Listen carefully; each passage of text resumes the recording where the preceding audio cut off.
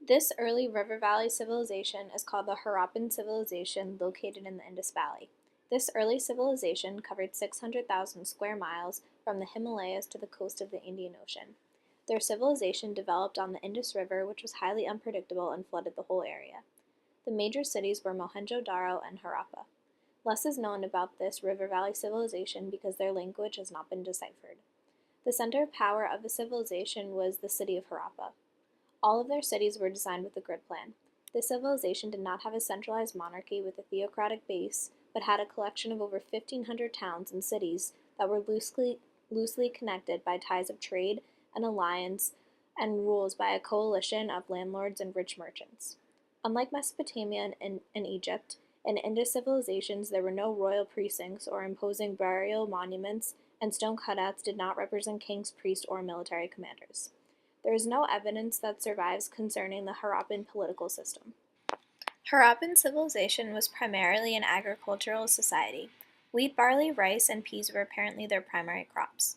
Cotton seeds at various sites suggest that the Harappan peoples may have been the first to master the cultivation of this useful crop. Extensive trade networks that extended to Sumer and other civilizations to the west. Textiles and foodstuffs were imported from Sumer in exchange for metals, lumber, stones, and luxury goods. Trade conducted via ships in the Persian Gulf and somewhere by land. The civilization had architecture solely for functional reasons, not for art. However, pottery and sculptures was of high artistic quality. One of the great mysteries of the Harappan civilization is how it came to an end. Currently, there are archaeologists working at Mohenjo-Daro that have discovered signs of a gradual decay led by a sudden destruction to the city and its inhabitants around 1500 BCE. Many ruins of skeletons show people in postures of running or hiding, reminiscent of the ruins in Pompeii. It could have been an environmental or attack such as an earthquake, change in river flow that lost food. The Harappan society is distinct from other river valley civilizations. For example, there were no pyramids, palaces, or tombs, but there were large citadels where rulers wielded authority. In addition, homes had a different style. This enabled historians to differentiate the poor and wealthy. Fun fact, in this river valley society, there was a strong concern for fertility. The Indus River Valley people venerated gods and goddesses whom they associated with procreation, which continues with the beginning of Hinduism. This was also a polytheistic society. The Aryans were a pastoral people from Indo-Europe. They inhabited Central Asia and Siberia. They settled in India and abandoned their nomadic way of life in exchange for agriculture. They used iron, which probably came from interaction with the Middle East. Most of what is known about the early Aryans is based on oral traditions that were passed on in the Vedas. The Vedas were a collection of sacred instructions and rituals. The Vedas was composed of numerous poems and songs. They preserved extensive collections of religious and literary works by memorizing them and transmitting them orally from one generation to another in their sacred language, Sanskrit. The most important of the four Vedas is the Rig Veda. The Rig Veda is a collection of 1,028 hymns addressed to Aryan gods. Veda means wisdom or knowledge. From 1500 to 500 BCE in India is known as the Vedic Age. As Aryans settled, they evolved more formal political institution. Council of Elders won recognition as the principal source of political government. They developed into regional kingdoms, which became the most common form of a political organization throughout most of India. The caste system, unlike the political structure, was a social structure that was strict and well defined. Social structure rested of hereditary distinctions between individuals and groups according to their occupations and roles in society. Those distinctions became the foundation of the caste system, which largely determined the places that individuals and groups occupied in society. The caste system is a major continuity throughout time in South Asia. In addition to the caste system, the Aryans had a strong patriarchal society. Women were inferior to men in the house, and women rarely learned the Vedas, and formal education in Sanskrit was for men only.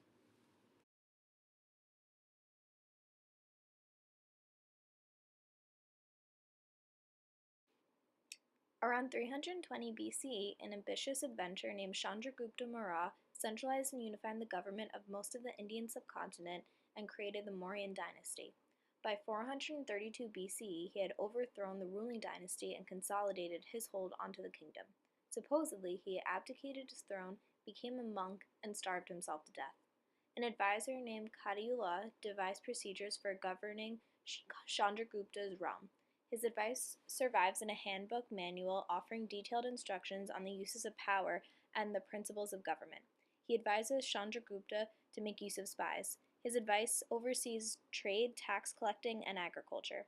Together, they build a bureaucratic administrative system that ensured governance throughout the state. Financial difficulties eventually led to the end of this dynasty. Ashoka was Chandragupta's grandson. The high point of the Mauryan Empire, Ashoka was the conqueror. When he came to power, the only major region that remained independent of the Mauryan Empire was the kingdom of Kalinga.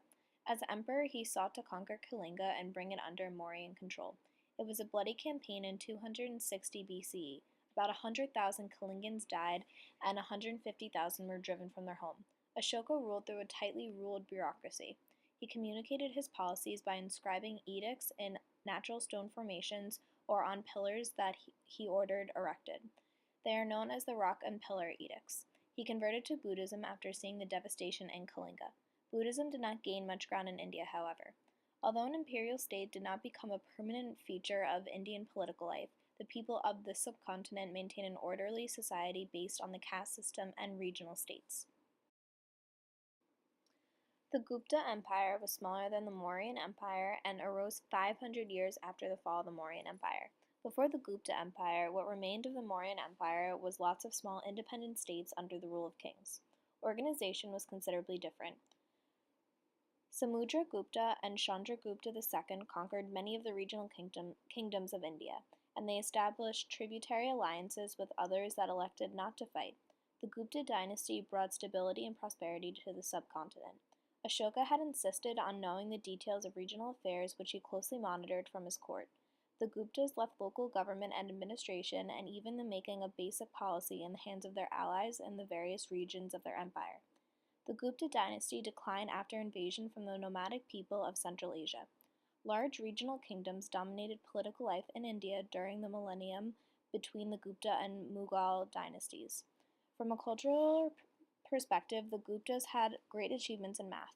Indian numerals included 0, and Indian math calculated the value of pi and the length of the solar year. Women were largely subordinate to men. Women were portrayed as weak and exalted wives who devoted themselves to their husbands. By the Gupta dynasty, child marriage was common. 8 and 9-year-old girls were betrothed to much older men. Agricultural surpluses encouraged the emergence of towns, the growth of trade, and the further development of the caste system. Flourishing towns maintained marketplace and encouraged the development of trade. During the Mauryan dynasty, an increase in trade in the Indian Ocean occurred. Seaborne trade benefited especially from the rhythms of monsoon winds. As early as the 5th century BCE, Indian merchants had traveled to the islands of Indonesia and Southeast Asia. A robust agricultural economy supported the creation of large-scale states and inter-regional trade. Ancient Indian religion revolved around ritual sacrifices offered by Brahmin priests in hopes that God would reward their loyal human servants with large harvests and abundant herds. Hinduism drew inspiration from the Vedas and the Upanishads. Popular Hinduism increasingly departed from the older traditions of the Brahmins. Hinduism displaced Buddhism as the most popular religion in India. Hinduism attracted political support and patronage, particularly from the Gupta emperors. The Guptas and their successors helped Hinduism become the dominant religion and cultural tradition in India. It would almost completely dominate the subcontinent until it was challenged by Islam. From India, long-distance trade passed in two directions, west of the Mediterranean basin and across the Silk Road of Central Asia to markets in China. Cotton, aromatics, black pepper, pearls, and gems were the principal Indian exports, in exchange for which Indian merchants imported horses and bullion from western lands and silk from China.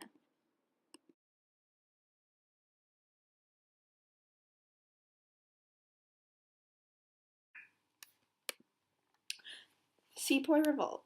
The Sepoy Revolt was a form of resistance to imperialism in India.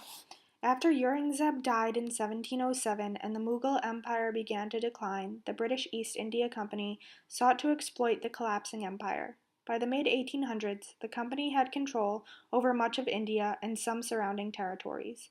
A small British army enforced company rule on a large number of Indian troops called sepoys. The sepoy revolt was a form of resistance to imperialism in India. After Aurangzeb died in 1707 and the Mughal Empire began to decline, the British East India Company sought to exploit the collapsing empire. By the mid-1800s, the company had control over much of India and some surrounding territories. A small British army enforced company rule on a large number of Indian troops called sepoys. In 1857, Indians who resented the British, namely sepoys, revolted. This was because cartridges for new rifles were lubricated with pig and cow fat. To load their rifles, sepoys had to bite off the end of the cartridge, making oral contact with the oil. This was offensive and insulting to Muslims and Hindus. Muslims believed the pig to be sacred and Hindus the cow. This resulted in mutiny breaking out. Sepoys were joined by Indian princes and followers, but there was no central command to organize the troops. The British suppressed the rebellion, and hundreds of British men, women, and children were killed.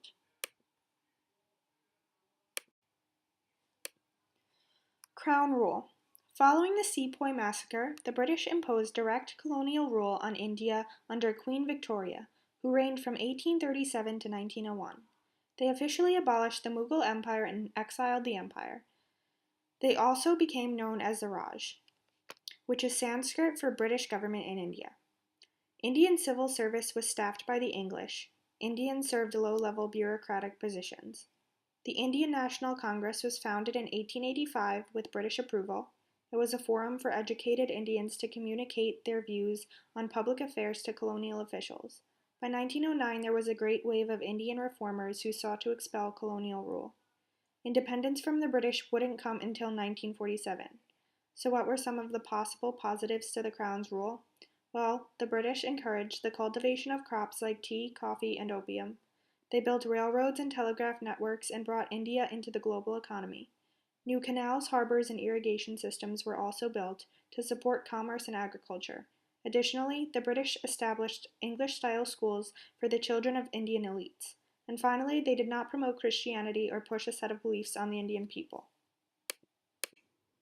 Indian National Congress.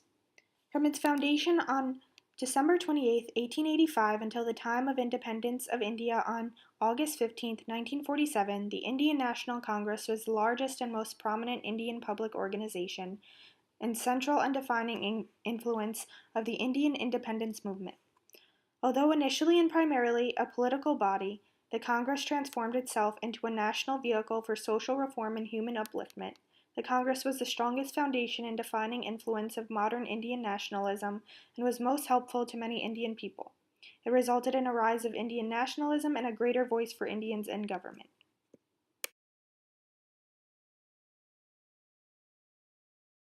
World War I.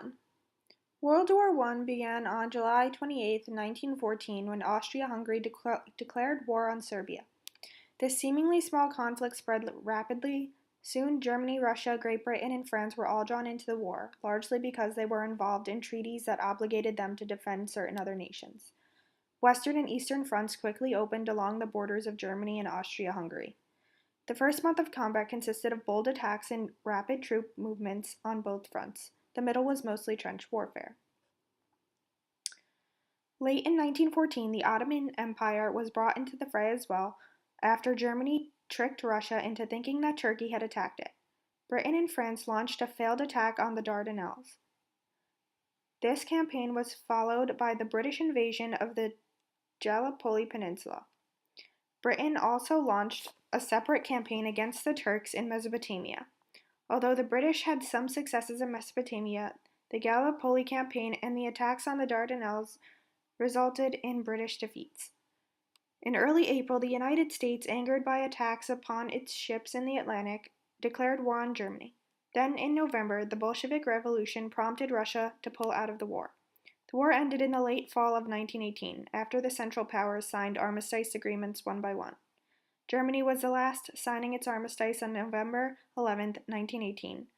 As a result of these agreements, Austria-Hungary was broken up into several smaller countries. Germany, under the Treaty of Versailles, was severely punished with hefty economic reparations, territorial losses, and strict limits on its rights to develop militarily.